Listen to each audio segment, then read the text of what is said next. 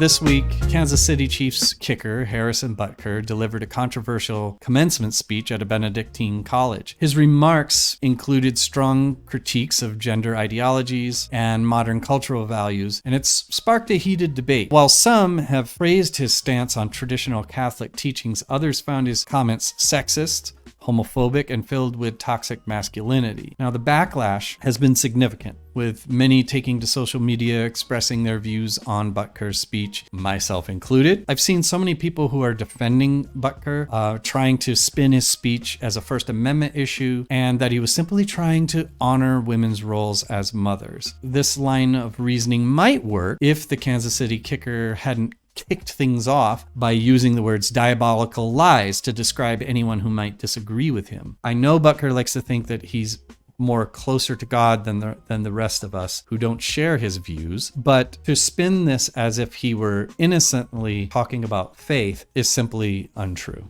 And the funny part about a lot of these guys is every sentence that comes out of their mouths, certain language like the media this and the media that, you guys are parroting your media, the media that you tune into. These networks are mainstream media. It's disheartening to hear a commencement speech that undermines the progress that we've made towards gender equality and inclusivity. The comments made by Harrison Butker about women's roles and aspirations are not only reductive, but fail to recognize the diverse callings and vocation that women are endowed with by God. Our faith, which is rooted in union with God and universal reconciliation, teaches us that every individual has the potential to become more like God and to contribute meaningfully to all areas of life, whether in the home, in the community, or in the professional sphere. So the critique of modern gender ideologies and cultural values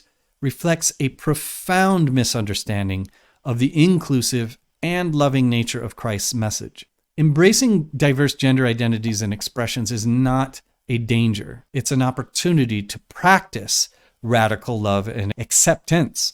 And as Christians, we are called to embody the inclusive love of God, welcoming and affirming all people as part of his creation. Christianity's countercultural stance, which Butker thinks he's doing, but the real countercultural stance should manifest into a radical commitment to love, justice, and inclusivity, not opposition to diversity, equity, and inclusion. Our faith calls us to uplift the marginalized and fight for justice, ensuring that everyone is respected with dignity and respect. A word that Butker may not be familiar with is theosis, but was familiar to the ancient church fathers, whom he claims to be closer to than everybody else, those of us who are diabolical seeds of the devil. Theosis involves transforming our hearts to see the divine in everyone, fostering a community that truly reflects God's boundless love. Promoting a narrow view of masculinity as a counter to societal change is both harmful and misguided. True strength lies in the courage to break free from harmful stereotypes and embrace a more inclusive vision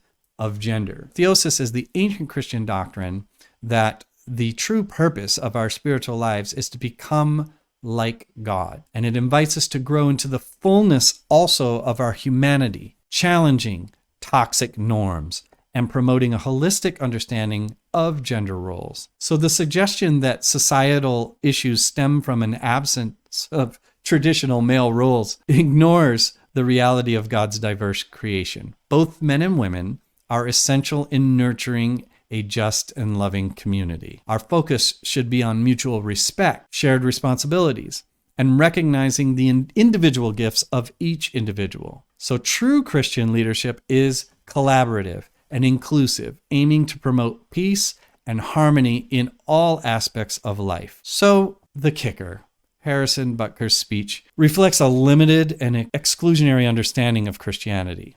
Our faith is guided by union with God and the reconciliation of all things.